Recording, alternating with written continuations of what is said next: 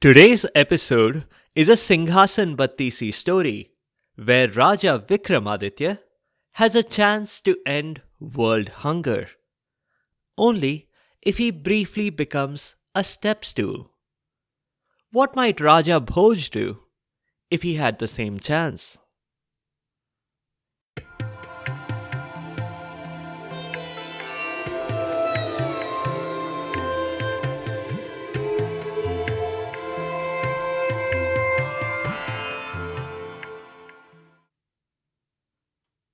Welcome to Stories from India. This is a podcast that will take you on a journey through the rich mythology, folklore, and history of the Indian subcontinent. I am Narad Muni, the celestial storyteller and the original Time Lord. With my ability to travel through space and time, I can bring you fascinating stories from the past, the present, and the future. From the epic tales of the Mahabharata and Ramayana to the folk tales of the Panchatantra, to stories of Akbar Birbal and Tenali Raman, I have a story for every occasion. The purpose of the stories is neither to pass judgment nor to indoctrinate. My goal is only to share these stories with people who may not have heard them before, and to make them more entertaining for those who have. The Singhasan Battisi is a series of 32 stories, all of them centered around a king's attempt to sit on the throne of Vikramaditya. So far, we have done 5 of these episodes. The first was episode 124, which had the framing narrative. Then, we covered 4 of the stories in episodes 136, 164, 188, and 225. Let's recap the framing story, after which we'll cover another one of these stories. The framing story begins with Raja Bhoja. Bhoja ruled his kingdom several centuries after Vikramaditya had passed on. Vikramaditya had been an immensely popular king, and even in Bhoja's time, he dominated pop culture. It wasn't just the Vikram and Betal stories, which featured him in the starring role, with a reanimated corpse or a Betal in a supporting capacity. During Bhoja's time, you could pick up any celebrity magazine, comic book, murder mystery, romance, or even just a philosophical essay. Chances are there would be a reference to Vikramaditya in there. They even had Vikramaditya Celebration Week, with reenactments, Air Vikram custom shoes, Wiki Cola, and all kinds of assorted merchandise. There were also some mystery enthusiasts who claimed to have found the location of Vikramaditya's lost throne. Ultimately, it wasn't one of these enthusiasts, nor an archaeologist, nor a bounty hunter who actually found the throne. It was an ordinary farmer who stumbled on the legendary throne that had been a gift from Indra himself. And if you were like, who's Indra? Let me remind you that he's the king of the Devs and the ruler of Swarg, or heaven. So far, Bhoj had been a pretty average king. With the discovery of the throne, he saw this as a chance to catapult himself into fame. The throne was magic, and since Vikramaditya had gotten special powers from it, so could Bhoj. The throne itself couldn't be moved, so his staff had a new palace constructed all around it. Taxpayer money well spent, they all thought. The palace builders had constructed 32 steps leading up to the throne, to match the 32 Apsara idols on its sides. When Bhoj climbed a step, one of those idols flew out of the throne. It hovered in the air near Bhoj and presented him with a challenge. He could sit on the throne, but only if he genuinely felt that he was worthy of it. The challenge was a story, thankfully. Otherwise, it might not have been very interesting if it was some mathematics or science quiz. Let's just say that maths and science had not been Bhoja's strongest subjects back in school. The question at the end was a simple true false question, and the correct answer was also obvious. But there was no way to cheat. Bhoj needed to provide a sincere reply. That was absolutely necessary. You could imagine that the Apsara idol had an AI powered lie detection module.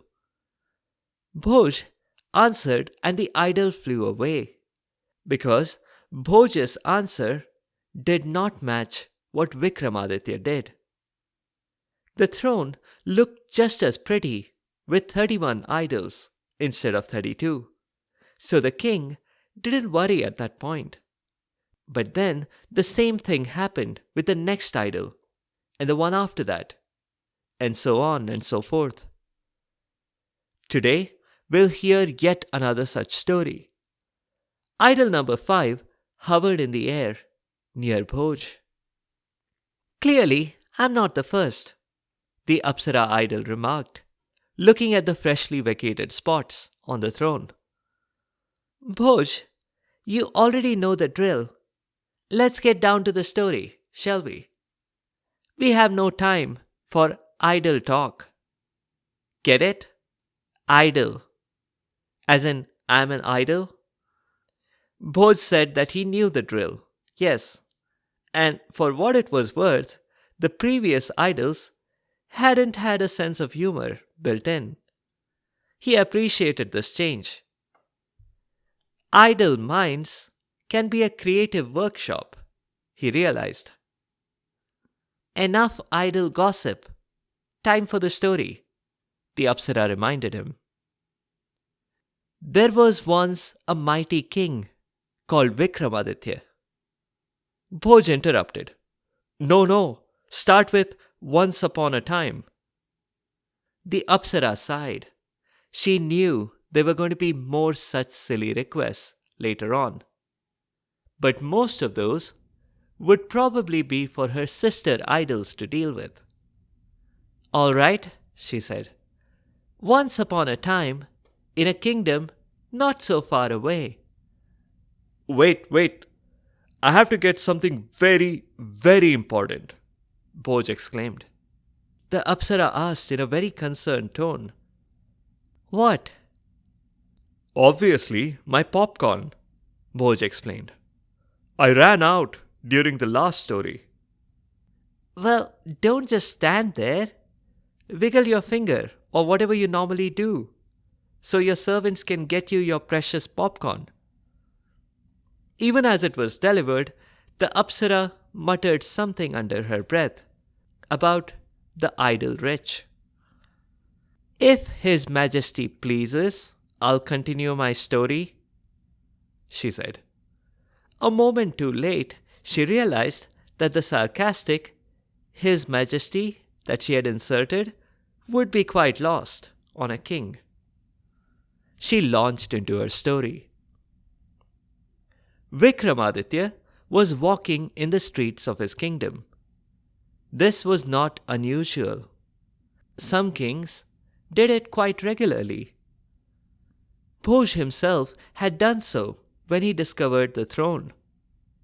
Other, later rulers, like Akbar, might do so in disguise, but it was their way of appealing to the masses. It was as if the king were saying, "Reach out to me. Make me your brother." Except for the kings who went out in disguise. Those were simply looking for unfiltered feedback on their policies. Anyway, on such a walking trip, in the quiet of the night, Vikramaditya strolled near the execution square. You know, the area where they publicly hung criminals. Today, there had been an execution extravaganza. Today had been the Karma Carnival, edition 2024, but before the Common Era. So, really, about 4,000 years ago. As Vic walked on the streets, he wished that he had seen this during the day. Right now, everything seemed completely deserted. The souvenir stalls were all closed now.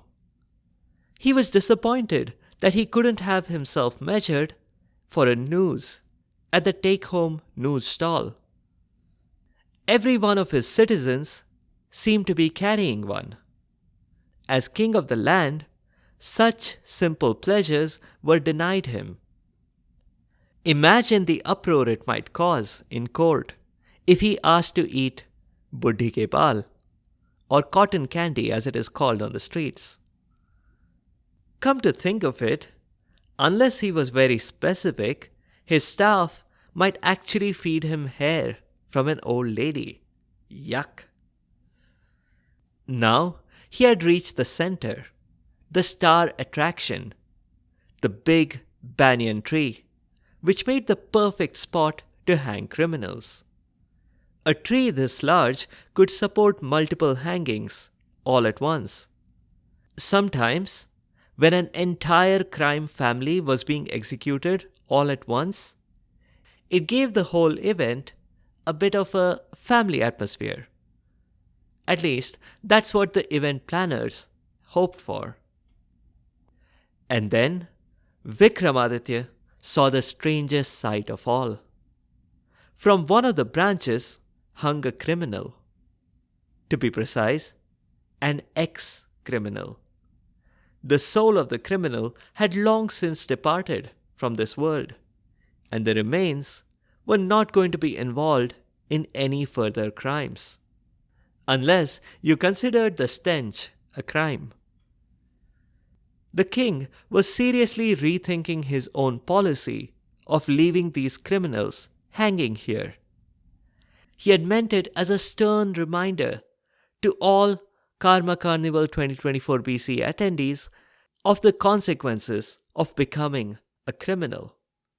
Anyway, this criminal hanging here wasn't what he considered strange. What was strange was the lady at this criminal's feet, wailing like a banshee. But to be clear, she was not a banshee, which, if you didn't already know, is a character from Irish folklore who shrieks and cries before someone passes away. In this case, though, the criminal who was hanging there had already passed away. But the lady seemed not to know that. "My good lady, it isn't safe here at this time of night," he told her. Is it safer then, in the middle of a cemetery, on a moonless night, with only a betal for company? Was her reply. "Good point," Vic observed. "But that was a long time ago, and it all worked out in the end." Listeners confused by these remarks, please listen to the Vikram and Betal episodes on the show when you get a chance. "What are you doing here anyway? The carnival is over. And why are you wailing?" I'm not wailing, I'm crying. Wailing is a subcategory of crying, but it involves less tears. And look, I'm shedding lots and lots of tears. You think, as a king, you should know the difference. "All right. Why are you crying then?" It's my husband, she said. "I knew it. What did he do? Domestic violence makes my blood boil. I'll have him severely punished. Just tell me where he is." The lady pointed to the hanging criminal. There's my husband. And as for what he's done, he's gone and gotten himself hanged. "Oh, I see," muttered the king, his cheeks flushing red. More out of embarrassment than anything else, he began fidgeting with his notebook. He carried his notebook with him of the day's activities. Now, he was able to quickly look up the details of this lady's husband from the barcode on the label on the man's clothes. He read out the details. Subject Badmash Singh. Age 29 years. Height 5 feet 8 inches. Weight 80 kgs. Next of kin Shantabai. Wife. That must be you, my dear. Convicted of armed robbery, burglary. Sentence public execution at Karma Carnival 2028 BCE, but postponed to Karma Carnival 2024 BCE because of the pandemic of the last 4 years. He paused and looked at Shantabai and said, I was going to offer you justice, but in this case, I see it is already done. Badmash Singh was a criminal. Armed robbery and burglary are no joke. Hanging was the right punishment here. Shantabai had completely stopped wailing now. Fair enough, she said. I'm not worried about that. You can hang him for as long as you like. What I'm worried about is that the poor thing is just hanging there and hasn't had any food or water since his last meal this morning. You do get why they call it a last meal, right? It's the last meal you ever consume. He scrolled down in his notebook on Badmash Singh's profile and found the right section.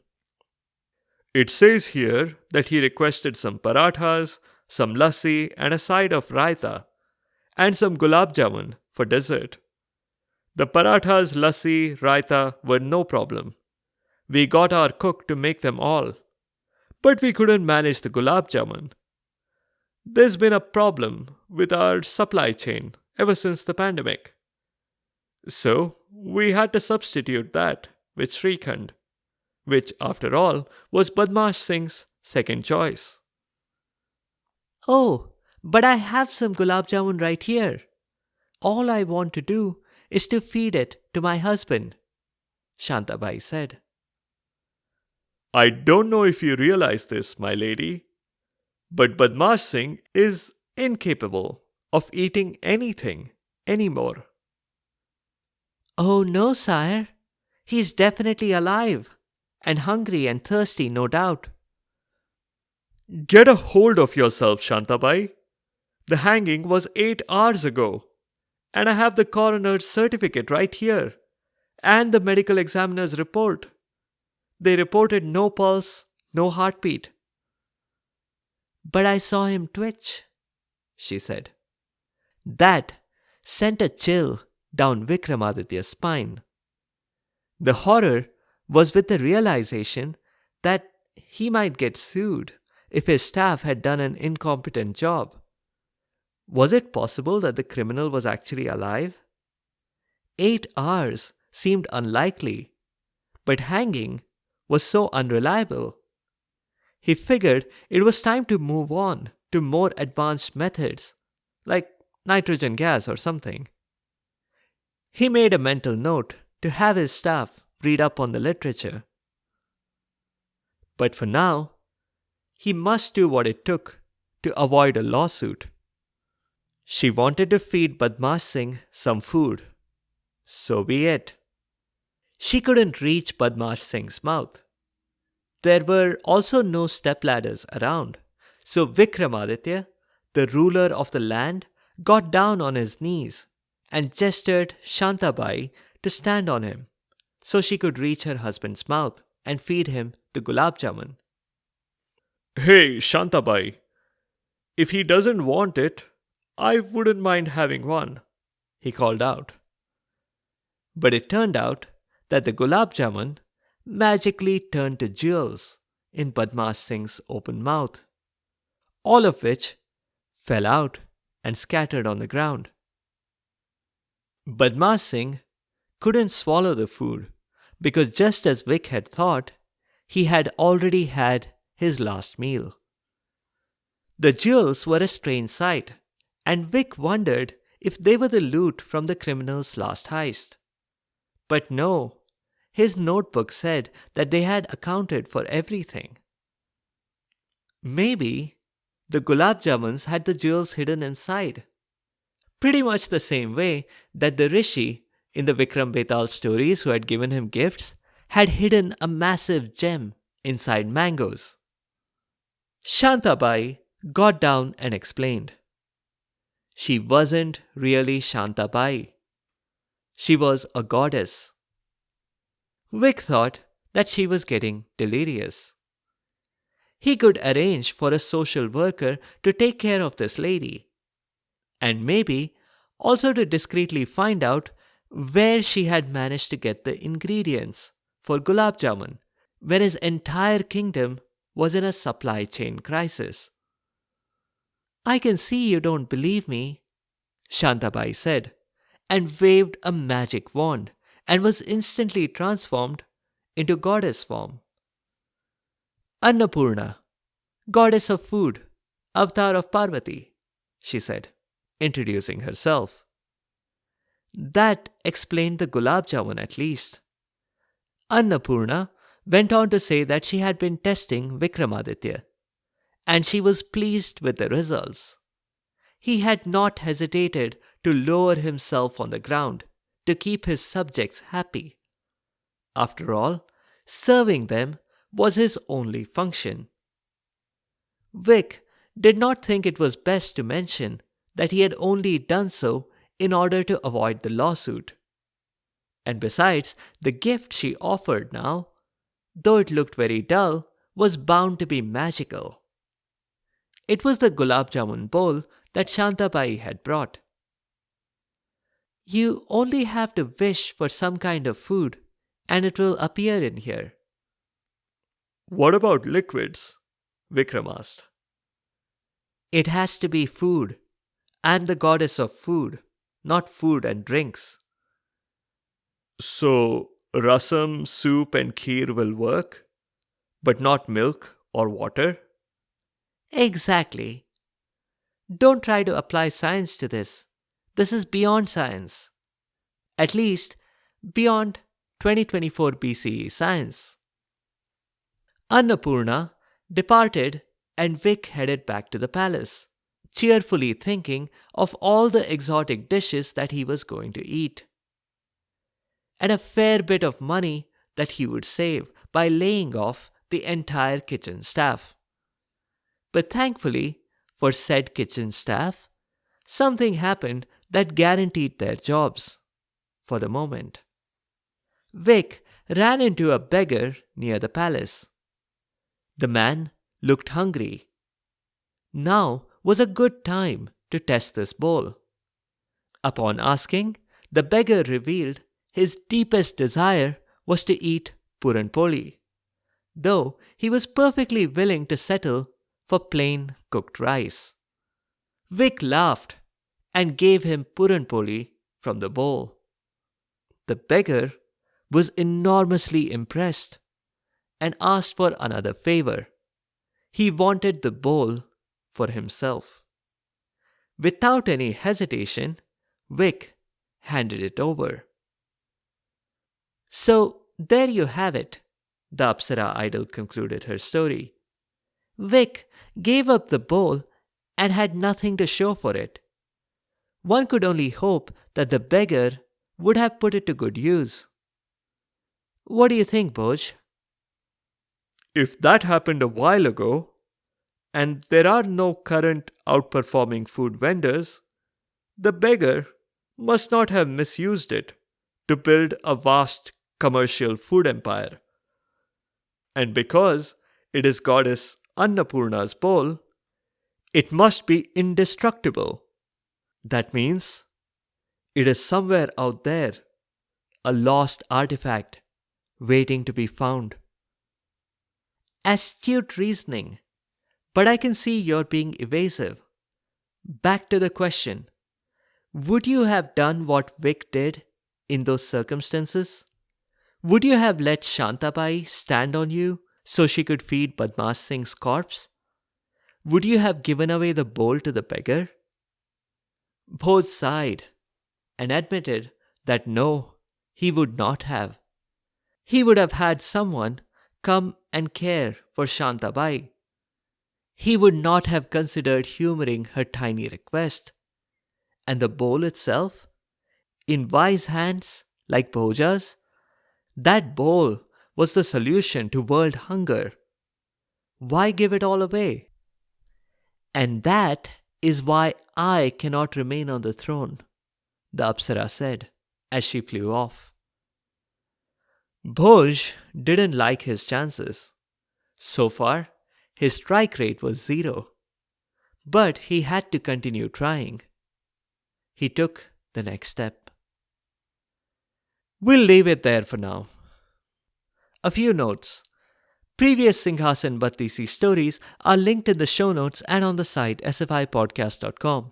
Check them out. The throne was made by King Indra, gifted to Vikramaditya. It augmented many of the king's powers. But Vic was already smart. He had applied logic in solving a series of problems that he had faced earlier in his career. Those problems were really case studies posed to him by a Betal, whom the king was trying to capture. Check the links in the show notes and on the site sfipodcast.com for links to the Vikram Betal stories as well. The word Badmash is Hindi and it means notorious. Quite fitting considering Badmash Singh's career highlights. In the next episode, we'll do a folktale from Uttar Pradesh. We'll see what happens when a lion decides to get married. Thank you all for the comments on social media and on Spotify's Q&A. I can't directly reply to the questions there, but I'll address them here on the show. Thank you, Deep and Joy, for the comments. I will do another story about myself at some point soon. Thank you, Sakshi. And thank you, Vishruth. Loved reading your comment. Vishruth and Shweta, yes, Subhash Chandra Bose's story is lined up. So we'll get to this soon enough. Ambrosia, thank you for the feedback. We did in fact cover Kalki's story back in episode 155. Do check it out. Shalu, I appreciate your kind and thoughtful words as always. It's feedback like yours that keeps me motivated in continuing to tell these stories. If you have any other comments or suggestions, or if there are particular stories that you'd like to hear, please do let me know by leaving a comment or a review on the site sfipodcast.com or reply to the questions on Spotify's Q&A. You can also find me on Instagram and Facebook. If you want to send me an email, it's storiesfromindiapodcast@gmail.com. Be sure to subscribe to the show to get notified automatically of new episodes. A big thank you to each and every one of you for your continued support and your feedback. The music is from purpleplanet.com. That's purple-planet.com. Thank you for listening, and I'll see you next time.